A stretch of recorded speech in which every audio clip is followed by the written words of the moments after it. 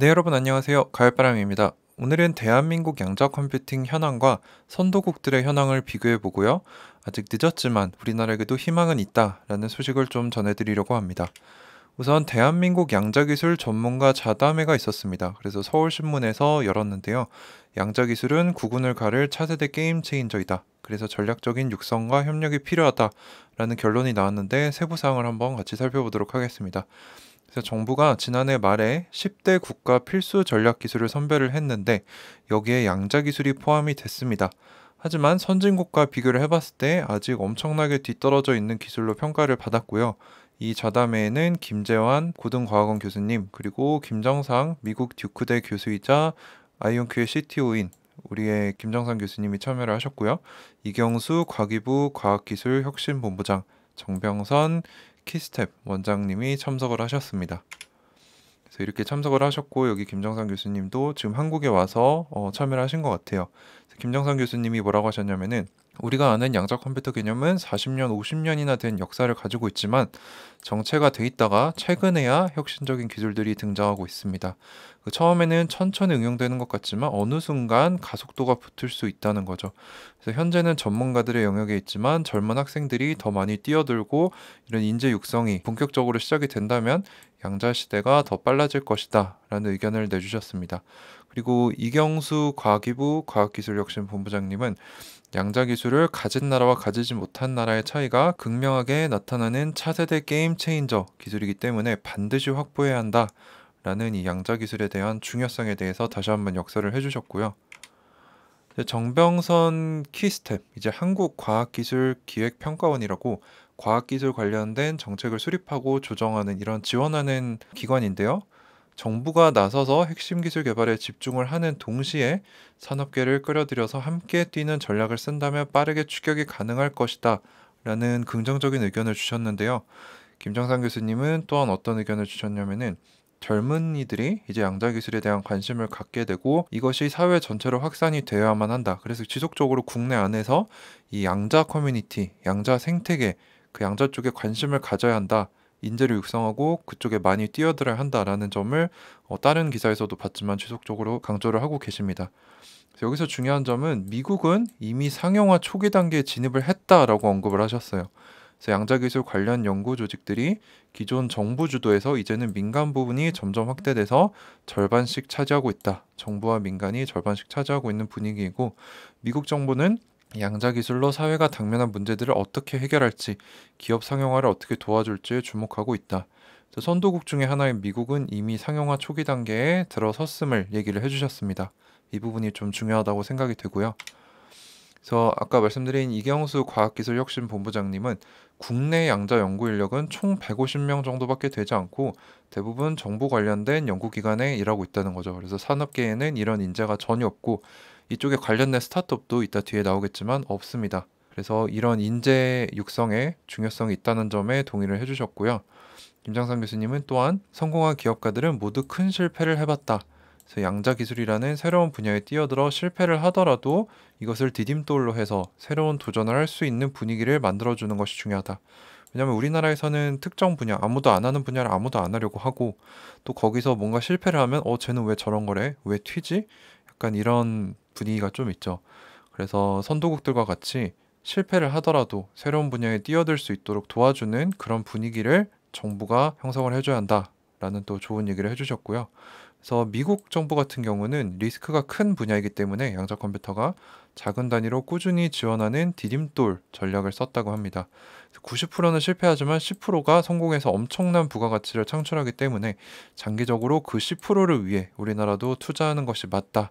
양자 기술도 마찬가지다라는 얘기를 해주셨습니다.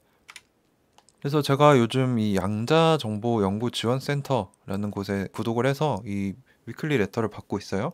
그래서 이게 이제 과기부에서 양자정보과학 연구개발 생태계 조성 사업이라는 것 아래에서 성균관대학교에 설립한 이제 양자 쪽 관련된 센터입니다. 그래서 여기 아이온큐와 여러 가지 협력 사항을 가지고 여러 활동을 해가고 있는데 여기 중심에는 아무래도 이제 한국인인 김정상 교수님 역할이 크시겠죠. 그래서 지금 보면은 양자정보과학 겨울학교라는 거를 운영을 하고 있는데 여기서 또 김정상 교수님이 특강 강사로 나오시기도 하고요. 또 여기 보시면 아이온큐와 함께 뭐 양자정보과학 저널클럽, 뭐 양자 쪽 분야에서 교육 그리고 젊은이들이 많이 뛰어들 수 있도록 이렇게 유도하시는 활동을 열심히 하고 계신 것 같습니다. 그래서 실제로 우리나라에 대한 애국심도 많으신 것 같고요. 그래서 우리나라가 이 양자 컴퓨팅 분야에서 뒤처지지 않기를 바라시면서 최선을 다해 활동하시는 모습을 볼 수 있었습니다. 그래서 그런 면에서 참 교수님께 개인적으로 감사한 마음이 들었고요. 그래서 우리나라 현황은 어떠한가? 우리나라 정부의 양자기술 목표와 투자 현황은 어떠한가에 대해서 좀 살펴봤습니다.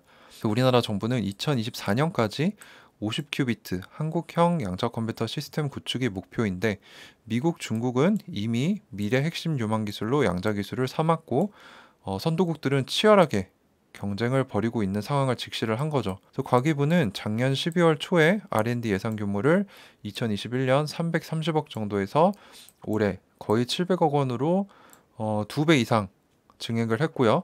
양자 기술을 11대 중점 투자 방향 중 첫 번째로 거론을 했다고 합니다. 그래서 이제 확실히 양자 컴퓨터가 중요하구나, 우리가 많이 뒤처졌구나, 이거를 인식을 한 상태인 것 같습니다. 그래서 양자 컴퓨팅, 양자 정보과학 등 과학기술 분야에 456.5억, 양자 안보통신, 양자 센서, 양자 인터넷 등 정보통신 기술 분야에 233억이 배정이 될 거고요. 가장 많은 예산은 이제 이 50큐비트 한국형 양자 컴퓨터 구축을 위해서 인프라 구축에 배정할 예정이라고 합니다. 아까 말씀드렸다시피 국내 전문 인력은 150명 수준이지만 이에 비해서 양자 선도국 중 하나인 중국은 매년 100명 이상의 양자 유관 분야 박사급 인력이 배출되고 있다고 합니다. 그래서 우리나라가 아직 갈 길이 멀다. 하지만 이제 정부는 이 위급함을 알고 어느 정도 투자도 많이 하고 있고 이제 움직이려고 하는 움직임을 이제 초기로 보여주고 있는 것 같습니다. 양자 선도국 현황을 좀 살펴보겠습니다. 특별히 미국과 중국이 양자 선도국으로 알려져 있고요. 지금은 또 유럽도 엄청나게 떠오르고 있죠. 그래서 기존 암호 체계가 양자 컴퓨터로 한 방에 뚫릴 수 있음을 이들은 알고 있기 때문에 엄청난 인력과 자금을 투입해서 이 글로벌 패권을 잡기 위해 기술 전쟁 중에 있다. 이뿐만 아니라 폭스바겐 에어버스와 같은 글로벌 대기업들도 교통 최적화, 항공기 설계 등의 양자 어플리케이션을 활용하기 위해 여러 가지 방안을 검토하고 있고 또 실제로 여러 양자 기업들에 투자를 하고 있습니다. 그리고 보스턴 컨설팅 그룹은 5년에서 10년 뒤 양자 컴퓨팅 시장이 4,500억에서 8,500억 달러, 우리나라 돈으로 환산하면 약 540조에서 1,000조가 넘는 금액이 될 것이다 라고 예측을 하고 있고요. 저는 이 보스턴 컨설팅 그룹의 예측이 제일 정확하다라고 생각하고 이를 기반으로 투자를 하고 있습니다. 그래서 IBM의 양자 컴퓨팅 부사장 제이 감베타는 인류는 이미 양자 컴퓨터 시대에 진입했다라고 단언을 했고요. 기초과학에 대한 중장기 투자 없이는 도전하기 힘든 영역이다. 선진국들은 이미 국가 차원에서 양자 컴퓨터 개발에 대규모 투자를 아끼고 있지 않습니다.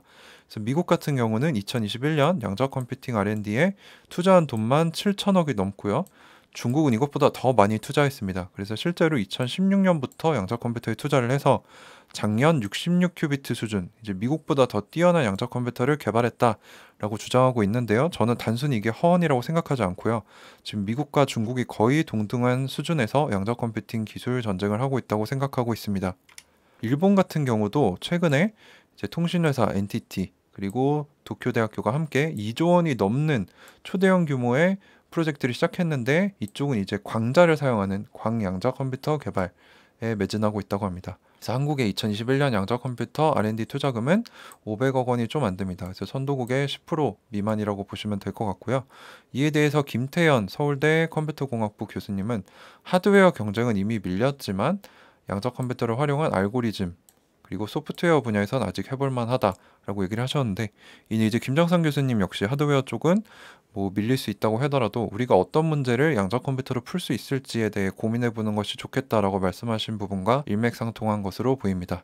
또한 IBM의 제이 감베타 부사장은 IBM의 양자 컴퓨터 서비스가 나오기만 하면 기꺼이 비용을 지불할 글로벌 대기업이 100곳이 넘는다라고 얘기를 해서 그래서 우리가 알다시피 지금 양자 컴퓨팅 분야는 개발만 되면 갖다 쓰겠다라는 고객들이 엄청나게 많습니다.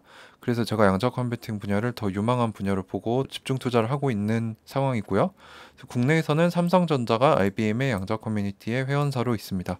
또 맥킨지는 미국 양자 관련 스타트업이 2015년 15개에서 2021년에는 거의 60개로 늘어났고 유럽 같은 경우는 9개에서 53개, 영국은 4개에서 19개, 일본 역시 하나도 없었는데 6년 사이에 12개가 생겼고요. 중국도 7개 정도. 네, 아직 우리나라는 이쪽 관련된 산업, 스타트업은 하나도 없다라는 것이 현실입니다. 그래서 주요국 양자 컴퓨팅 투자를 지난해 6월까지 누적 기준으로 보면 중국이 제일 많고요. 제가 말씀드렸다시피 중국과 미국과 유럽이 현재 엄청난 투자를 하면서 양자 컴퓨팅 분야에서 기술 전쟁을 하고 있다라고 아시면 될 것 같습니다. 하지만 국내에도 희소식이 있습니다. 이제 정부의 투자가 좀 늦었다고 볼 수도 있겠지만 민간 분야에서는 또 뛰어난 기술력을 가지고 뛰어들고 있는 기술 기업들이 있습니다. 그래서 블록체인 게임 전문 기업인 모노버스가 양자 난수 생성기 원천 기술을 가지고 있는 EYL이라는 업체와 함께 양자 컴퓨팅으로도 뚫을 수 없는 블록체인 보안 기술 개발을 시작한다라고 발표를 했습니다. 그래서 그 계약을 체결하는 사진이 올라왔고요. 그래서 전 세계적으로 양자 컴퓨터가 일반화되면은 블록체인이 뚫릴 수 있다라는 두려움을 가지고 이 문제 해결을 위해 여러 업체들, 국가들이 노력을 하고 있는데 모노버스 같은 경우는 블록체인 기반의 다양한 기술 개발 그리고 게임 사업을 진행하고 있는 NFT 쪽 게임 개발 스튜디오라고 합니다. 그래서 이 기업의 목표는 EYL의 양자 난수, 이제 양자로 만든 랜덤 넘버를 발생하는 기술을 활용을 해서 이제 블록체인의 개인키 보관의 취약성을 보완을 해서 새로운 메인넷, 이제 메인넷은 기존에 존재하는 플랫폼에 종속되지 않고 독립적으로 이 암호화폐 생태계를 구성하는 것을 말을 합니다. 그래서 쉽게 말하자면 새로운 코인을 개발하겠다 이 얘기입니다. 그래서 이 양자 내성을 갖춘 코인을 개발을 하고 NFT 사업 쪽으로도 넓혀가겠다라는 목표를 가지고 있고요. 그래서 당장 올해 상반기에 출시될 블록체인 게임용 사이드 체인, 이제 메인 체인이 있고 사이드 체인이 있는데 사이드 체인은 섬처럼 별개로 떨어져서 존재하는 이 여러 가지 블록체인 간의 다리를 놓는 기술을 말한다고 합니다. 그래서 이쪽에 양자 난수 발행 기능을 추가해서 개인키 보안을 강화한 지갑을 선보일 계획이라고 합니다. 그래서 이 부분을 잘 지켜보면은 이제 우리나라 역시 민간 분야에서는 기술력이 뛰어나잖아요. 그래서 정부 차원에서 아직 지원이 부족하더라도 민간 부분에서 열심히 개발을 하고 있다. 아까 말씀드렸다시피 하드웨어 자체는 밀릴 수 있지만 소프트웨어나 뭐 보안 이런 어플리케이션 쪽에서는 충분히 앞서갈 수 있다라는 희소식을 볼 수 있었습니다. 그리고 EYL이라는 업체는 방사성 동위 원소를 이용해서 양자 난수 생성기를 칩으로 실제로 구현한 기업인데 미국 공군 핵심 기술로도 선정이 돼서 암호칩 개발 프로젝트도 수행한 기술력을 보유한 기업이라고 합니다. 그래서 양자 난수 생성기가 탑재된 고성능 암호칩 그리고 암호 전화기 솔루션을 상호화하기까지 해서 전 세계에 내놔도 기술력이 밀리지 않는 기업이라고 생각이 되고요. 이제 국내에서는 뭐 정부 투자가 좀 늦더라도 민간 기업들의 기술력이 뛰어나기 때문에 충분히 정부가 잘 도와주기만 하면은 우리나라가 부족한 부분을 잘 메꿔서 이 소프트웨어나 양자 알고리즘 분야에서 뛰어나기 시작하면은 이제 하드웨어 쪽이 뛰어난 국가나 기업들과 이렇게 교류를 하면서 그 갭을 메울 수도 있겠죠. 그래서 우리나라도 늦었지만 아직 희망은 있다라고 평가를 내릴 수 있을 것 같습니다. 네, 그래서 오늘 대한민국의 양자 컴퓨팅 현황 그리고 선도국의 현황을 비교해 봤고요. 아직 우리나라가 늦었지만 희망은 있다라는 소식을 전해드렸습니다. 네, 오늘도 긴 시간 끝까지 시청해 주셔서 감사드립니다. 가을바람이었습니다.